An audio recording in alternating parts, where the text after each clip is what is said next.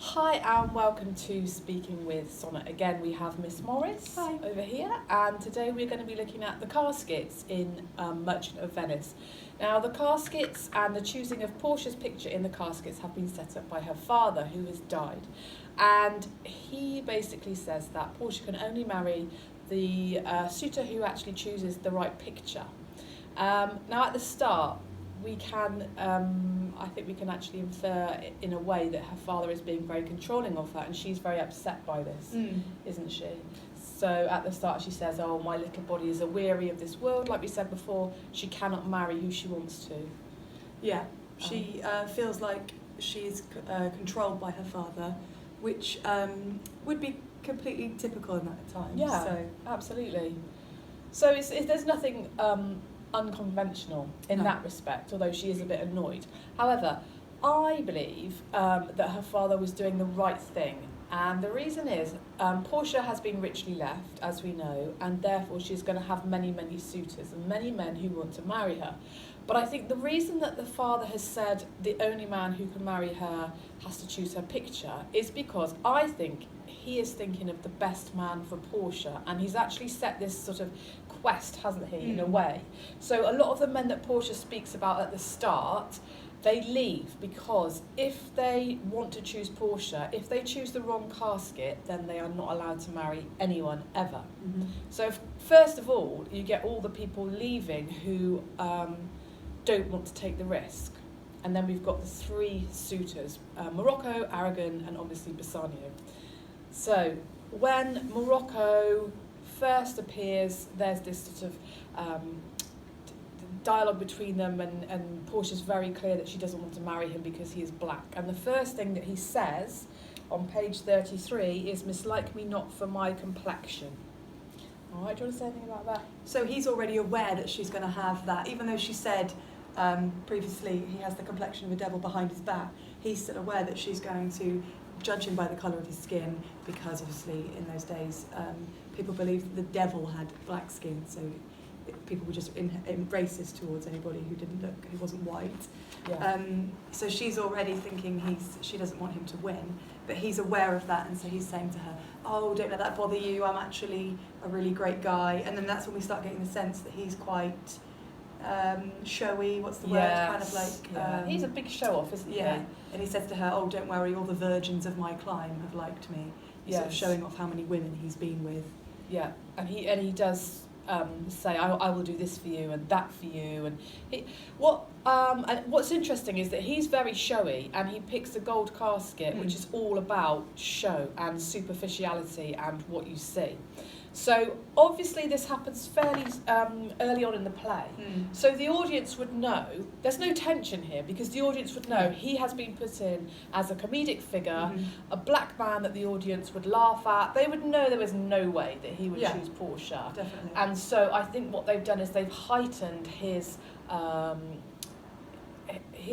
self-confidence and his belief that he's a great guy. He's a caricature. Yeah, absolutely. A huge caricature of, a prince who has grandeur, and he comes with this massive train and all of these people, and so this would be a properly funny, I suppose, a probably funny interval in the story.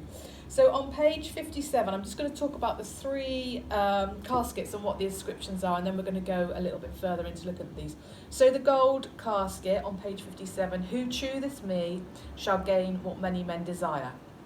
The silver casket, who chooseth me shall get as much as he deserves. And the third casket, who chooseth me must give and hazard all he hath. Now, you actually think when Morocco's trying to choose, you think that he's being quite... Yeah, I think his logic is sound, because he ends up choosing the gold casket, and what he says about it is actually really sound logic, because he says... This is page 59. Who chooseth me shall get what many men desire, and he points out that that's... he's viewing this like it's a riddle and he needs to solve it, and he's pointed out the fact that lots of men do desire Portia. Lots of men are coming from all the corners of the what does it say, the four corners of the earth. So he thinks that she is the thing that many people desire, and therefore that is the correct answer in a sense. However, your point of view is slightly different. Yeah, I think that he only really wants to go for the gold casket because he wants to have what many men desire. So he wants to elevate himself above everybody else. And he is looking at Portia as an object, like a precious jewel or something like that. And he, like many men desire. So the fact that a lot of men desire her and he can get her, I think actually shows all he cares about is what other people see him having. But don't you find like that's the most honest response? Because the father has set up a quest, he's set up a game, and he's just trying to win the game. It's not that he's the bad person, he's just playing the game. Exactly, so he thinks that she is a prize. But sorry, just to quote Bassanio, who does ultimately win, he says, many Jasons come in quest of her. And he's also acknowledging it's a game. But I think he is prepared to risk something, whereas like overtly and explicitly he's prepared to risk it. Whether that's actually how he feels, Yeah, and also there's the manipulation, which we'll come to that in a minute. So Morocco obviously chooses the gold casket, and we have slightly conflicting views about this, but we believe that he chooses it because he wants what many men desire, and also the connotations of gold, wealth, the winner, it's a precious metal, everything. But again, that could be seen as a compliment to her, because lead, he points out lead is a disgusting material, he doesn't even waste his time looking at it. He thinks Portia is akin to gold. He's trying to compliment. Yeah, but I think that just intensifies the fact he thinks that she's a prize. Yeah. And he is... But she is. In this game, she's the prize. Yeah. I mean, you can say that. Yeah. But when he opens the casket, the gold casket, and he's like, oh, hell, what have we here? And then there's the carrion death who's empty-eyed. This is on page 61. And the scroll, I'll only read a little bit of this. All that glisters is not gold. Often you have heard that's told. Many a man his life hath sold, but my outside too behold. Gilded tombs do worms enfold. So Shakespeare is, teaching Morocco and teaching the audience. What's on the outside doesn't really matter. It's what's on the inside, and so he's really been cut down, hasn't he? Massively. Yeah. Because that's his whole personality, and that was his whole reason for coming there, because he thought she was beautiful and he wanted to win her. So he was judging on the outside, and this scroll does actually teach a good message. All that glisters is not gold. Often have you heard that told? It's obviously a cliche in those days. It's a cliche today. And he's still, I want the best. I want the gold. I want the prize. I want, And actually, what I think these caskets do, which is what her father has set out to do, is it says more about the person who's choosing it. So I think very much it says more about him than her. So it says more about his belief in her and his belief that, he wants what men desire. So it's almost like not about what he wants.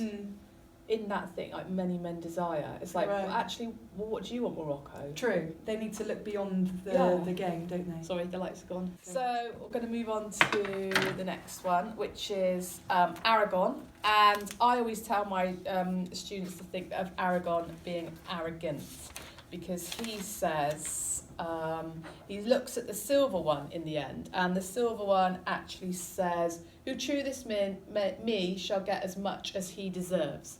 So do you want to say Well, again, I want to argue that his logic is sound, because when he's deciding to choose the silver casket, he actually says, wouldn't it be great if we lived in a world where people did get what they deserve? Because then that way, people who do bad things would end up with bad,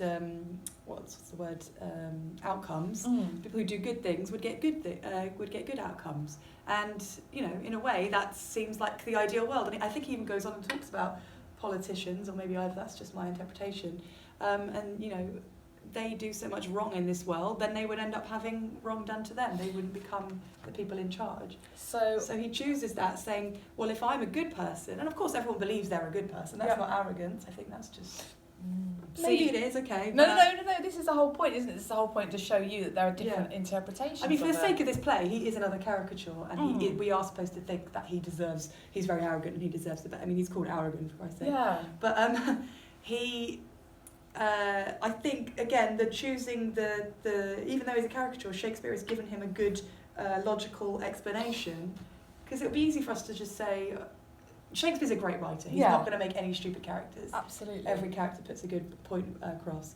And in this case, yeah, Aragon thinks he's a good person. He thinks he deserves good things. That makes sense. Well, he says this, I will not, so this is page 67, I will not choose what many men desire. Now, he's obviously referring back to what Morocco said, because I will not jump with common spirits and rank me with the barbarous multitudes. So he's basically explaining why he thinks Morocco was wrong, and I think that's a good point, because you could it reinforces the idea that Morocco chose something just because everyone else wanted it. Okay, so he wasn't looking at Portia as somebody else. What I think is really important about this is he says, who chooses me shall get as much as he deserves. So it's very much talking about the personal pronoun he. It's all about him again. So again, he is exploring the fact that he thinks he deserves Portia. So again, in my opinion, I think he is exploring the idea that it's all about him, what he deserves. And again, it's not looking at her. No, I totally see that point of view, but I love the idea that it does actually, it's honest. That's what I love about it. Both Aragon and Morocco came into this being honest with themselves and true to who they are, whereas Bassanio, like we'll get onto in a second, arguably he only chooses the lead because he was forced into it. Like he wasn't actually true. If Bassanio had gone into that honestly, I think we all know he would have ended up choosing the gold castle. Yes, now this is something that we've talked about. If Portia, as we have said before, she actually sings this little song, doesn't she? And she rhymes the words bread, head and nourished, and like you said before when you did your bread. Yeah. So it could be, it could be very funny, but yes, but the only reason that she is able to manipulate Bassanio is because the two other caskets have opened up and she knows that her picture isn't in there. Yeah. So again, her father, by process of elimination, if no one knew and the first person chose the lead casket, they would be the right man for her.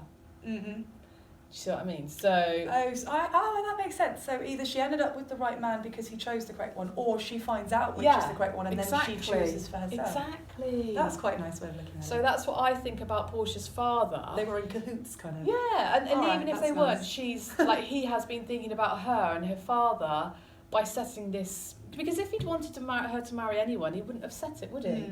He'd just been like, oh, my little Portia's going to be so rich. He could have trusted her. He could have trusted her to choose. But this is what I'm saying. She wouldn't have been allowed the choice. No. So actually, what he is doing is he is giving her the greatest opening to having choice that he could possibly do within the patriarchy of the time. All right. If it's really that clever, then spot on. It could be, couldn't it? Yeah, well done, Pops. So, obviously, this is why I think the lead casket obviously is the best, is because it says in it, who chew this me must give and hazard all he has. So in that respect, what this is doing is it's saying you have to risk something. Oh, yeah. And that's what true love is, isn't it? So that one, that is definitely the correct answer. And I think the audience, in a sense, we already know it's going to be led before the play even unfolds. We already know, because obviously you have to risk everything for love. But what I find kind of like disgusting about this bit is that, like I said before, I love Morocco and Aragon because they're so honest and they go through and when they have their monologues, they're very true and honest to themselves. Bassanio, we can't trust a single word he says in that whole monologue that goes over 2 blooming pages, because he's only saying this in response to Portia giving him the answer when she says the song bread, head, nourished, all rhyming with lead. So we can't trust a single word he says. He's a liar, he's a manipulator. He lies to Antonio at the beginning about getting the money off him. We can't trust him. So in a way, as a character, I like him less. It's not really about who we like, but I feel like he's less of a trustworthy character than Morocco and Aragon. But actually, don't you think that this is, again, the father has done this? So Portia, who he probably knew very well as someone who is intelligent and quite willful and headstrong, she is able to marry a man who will not control her. Yeah. So actually, it doesn't really matter who she marries in a way, because what she wants is to remain powerful within the marriage, and her father has allowed her to do this. Yeah. So Bassanio could be a right rat bag, which I actually think he is, and a sneaky little gold digger, but it doesn't matter to Portia because she's got the control over him. She's got the control. Which she proves time and again. With the song, she proves that she can control him, and then obviously with the rings later on. Absolutely. So ultimately, it was a good test set up by her father if these were his intentions. And I think that what that does, having just spoken about it now, I think it just gives you an understanding of the depths of perceptiveness that you can show in your essays. It's not just, Pop set up this thing and I've got to go with it. Actually, if you look more closely at it, maybe the father was being more kind to Portia than we think at the start by saying, the first person who wants to marry you, maybe he was actually saying, I think as a daughter you're more worthy than just being, an object. I value you as a person, and I'm going to put this quest to these suitors. And then sort of in the process you'll see what a farce it all is and how silly it all is, and actually you can choose your own. Or on the other hand, Portia has gone completely against her father's wishes by cheating, and she's a terrible daughter and a terrible woman, and she's got more in she's more like Jessica than we actually think. More on that later. Yeah, more on Jessica later. Anyway, again, thank you very much for listening. I am Miss Sonnet. This is Miss Morris. As ever, our producer is Mr. Lavington. So thank you very much. Bye. Ciao, ciao.